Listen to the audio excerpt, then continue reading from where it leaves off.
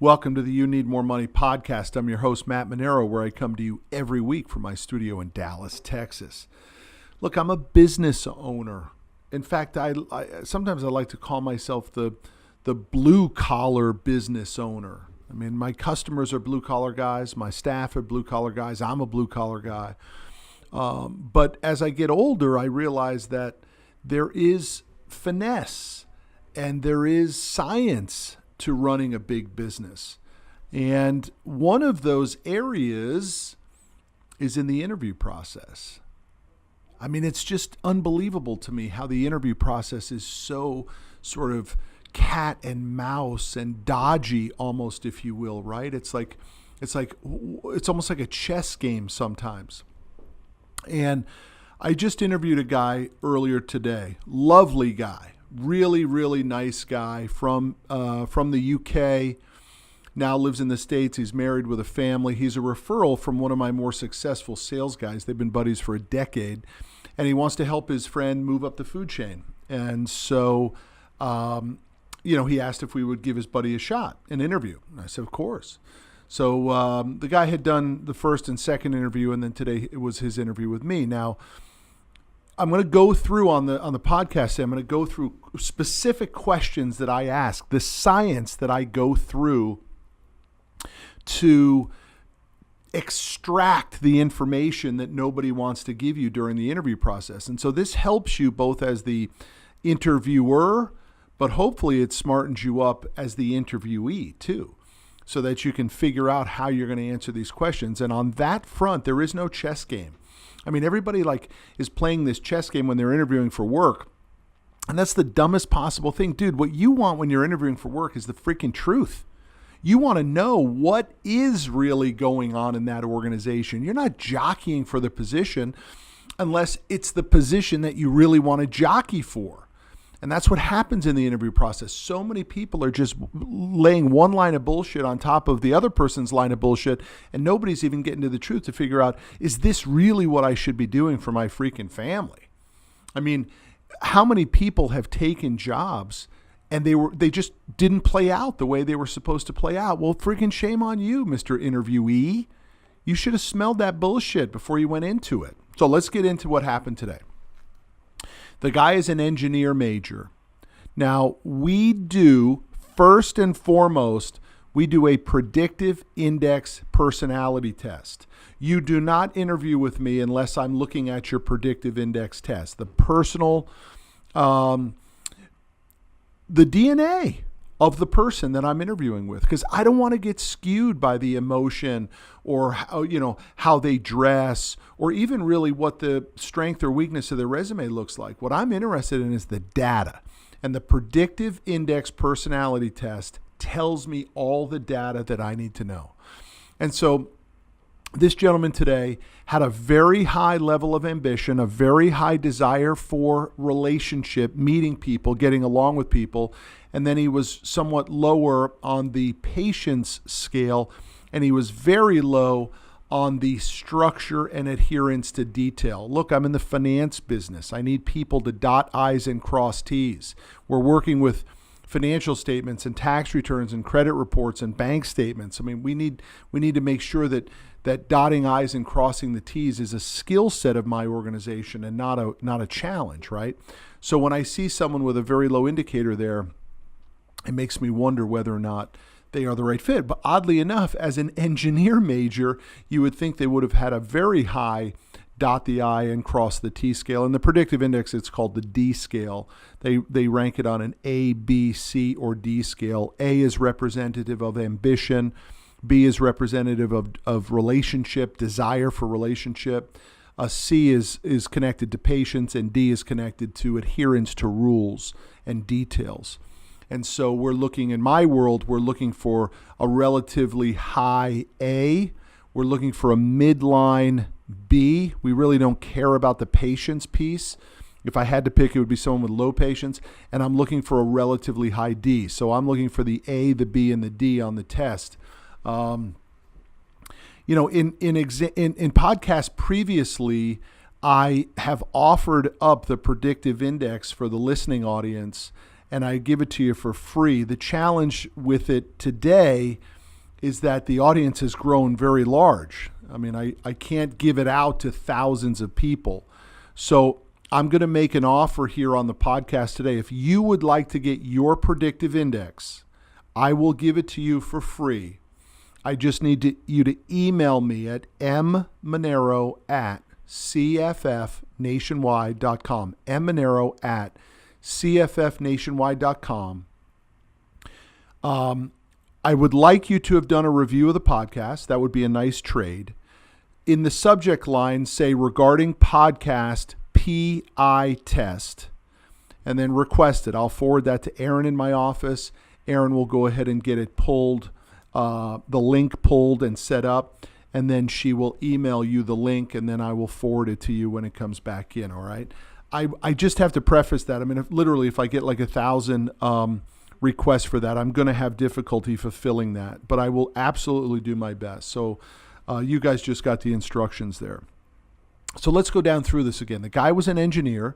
He's applying for a sales position, and I was exploring this engineer thing. Look, being an engineer in college is very difficult. You have to take like 20 or 30 extra credits to be an engineer major than you do to just be a regular major. So it's a tougher road to hoe, man. The guys that I know that were engineers in college, it's a bitch.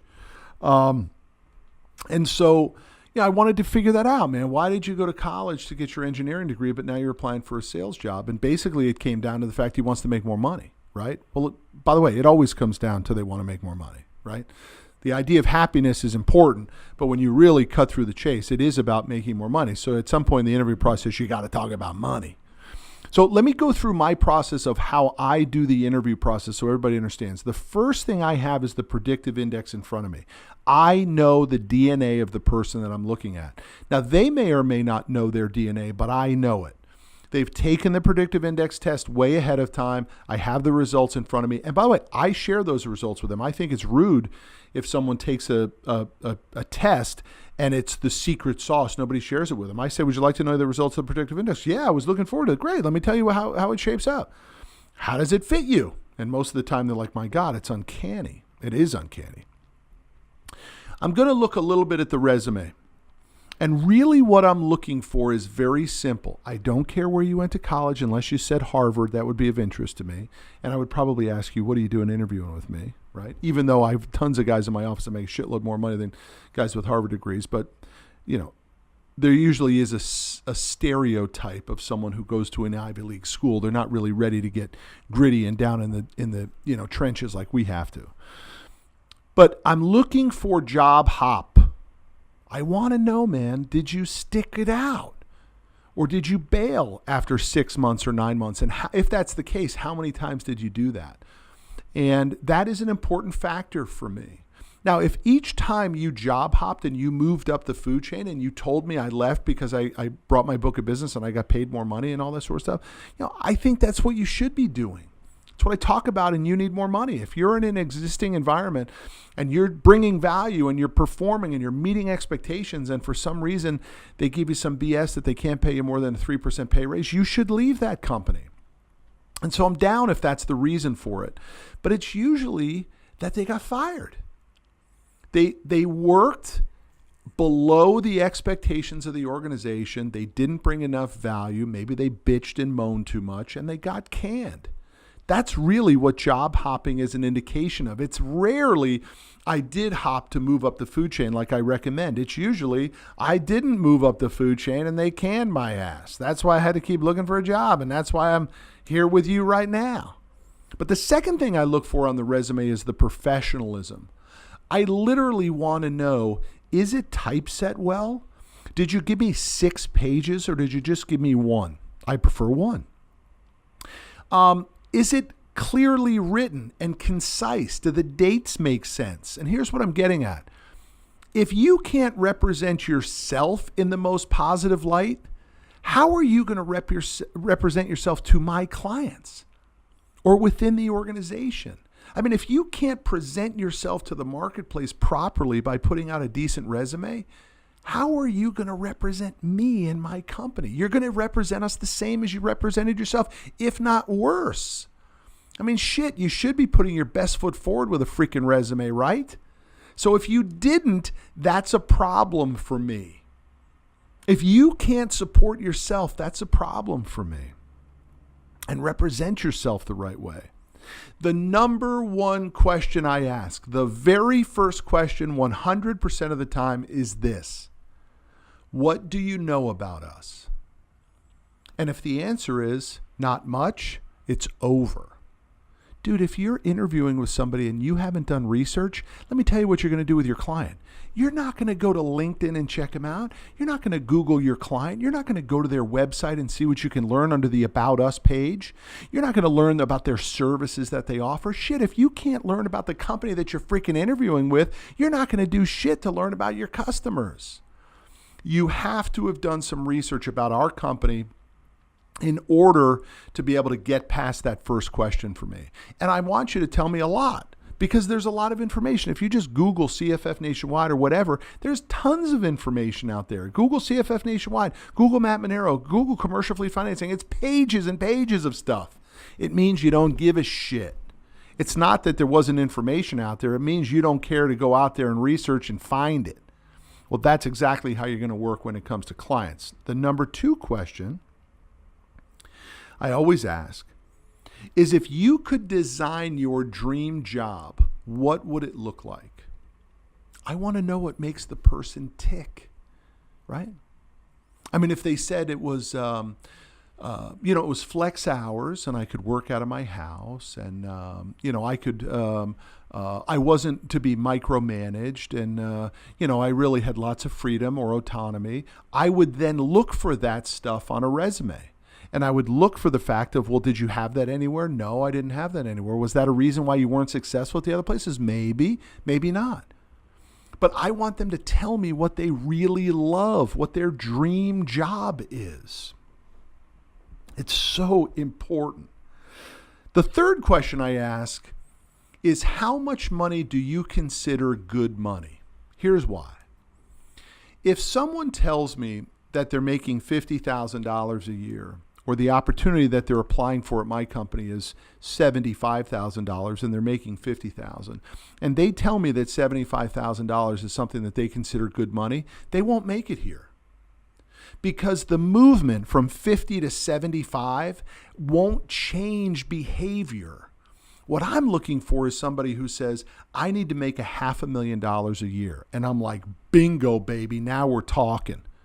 Now we got somebody who understands what mindset looks like and is willing to learn and improve and get better, because in order to make $500,000 a year, you got to do all that stuff. But if a guy's like, yeah, 65 grand, 75 grand would be a good year, dude, you're not my guy. We're not going to get along, really. There's not a lot for us to talk about. You won't embrace our culture and our mindset. Another question I love to ask is, what would your last boss say about you? And usually when I ask that question, they get a big smile over their face, because two things are happening. They're remembering for sure, but they're remembering how it went down. And most of the time they will say, well, I'm not so sure what he'd say about me. Well, dude, that's a problem for me. What I'm looking for is the guy that says, oh, he would love me. My last boss thought the world of me, but it was over his head. We had budget cuts. We lost a big contract. If that didn't happen, my boss would have kept me there. Dude, I'm down with that. I like the sound of that. And we'll, of course, check it out on the reference check. But if the guy gets a big smile over his face and he's sort of like, well, I didn't get along with my last boss very well. Dude, you're probably not going to get along with me either. I always ask this, and this is a little questionable, but because it's very subjective. But I like this question. What is something that you're most proud of in the last 6 months? And a lot of times they'll tell me something from 3 years ago, 5 years ago, 8 years ago. I was the number one guy in my company. Really, what year? Well, 1994. Yeah, I'm looking for 6 months. Did you not hear me when I asked 6 months? Yeah, see, if a person doesn't have something in the last 6 months that they're proud of, like viciously proud of, you're probably working with somebody who really isn't on purpose, and they're not really dialed into who they are. Really important question. And I want them to tell me something, and I really don't care what it is.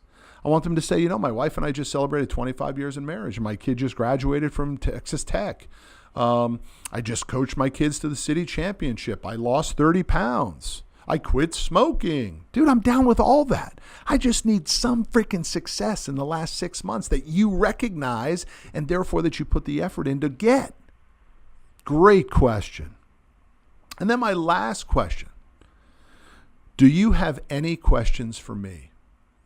And that son of a gun better pull out a laundry list of questions. I love it when they pull out their notebook and they're like, yes, I do. I do have questions for you. By the way, you pull that notebook out in the beginning of the meeting and start interviewing me, we're going to have some problems. Dude, know your place in the interview, right? I'm the leader. It is my job to learn who you are. It is your job to learn who we are, and you don't need to be interviewing me unless when I ask you, what do you know about us? You tell me that you did hours worth of research. Then I'm down with answering your questions. But if you haven't done squat to learn about me or my company, and you come in and think you're going to interview me, we're going to have a problem. The last question is, do you have any questions for me? And if the answer is no, I'm good. Bad answer, man. Come prepared. Ask me those tough questions. Here's what I want you to ask me. Realistically, how much money can I make here? And maybe if you caught me on a good day, I'll pull out W-2s. I'll white out the name and social security number of my people, but I'll show you W-2s. I'll show you last week's paycheck numbers for you to have a really good idea what people can make. I'll tell you point blank, and I'll probably be very conservative about it. Right? I'll take into account your experience, your sales experience, all this sort of stuff, and I'll pick that number for you, and I'll tell you what I think it might be. Maybe you'll make 90 grand your first year. Maybe you'll make 150 grand. Maybe if you got a big book of business, you'll make 500 grand. I don't know. But I'll tell you the doggone truth if you ask me the question. But if you ain't asking me questions, it's a huge problem for me. You must ask the tough questions in the interview towards the end, before you leave, and especially when the boss says, do you have any questions for me? So look, that's my quick deal on the interview process. Here's how it finished with our guy from today. I told him to go home and sleep on it. Think about it. By the way, it's pretty much what I say to everybody when I'm unsure or I think they are unsure, because I take tremendous pride in the fact that if you come to work for me, you will not be half pregnant here. I will give you everything you could possibly get to be successful. I will empty the kitchen sink on you. I will give you all the tools to be powerful and successful here. But you've got to make sure it's the right fit for you. And the same thing applies in another company, not just my company. You need to make sure that the company you're interviewing with or the company that you represent has the goods. No more selling bills of sale or bills of goods or snake oil to your people, man. It's transparency time. Force it out of the employer when you're doing the interview, and force it out of the employee when you're doing the interview. Appreciate everybody with the support on the You Need More Money book. It's kicking ass and taking names. I will see you down the road.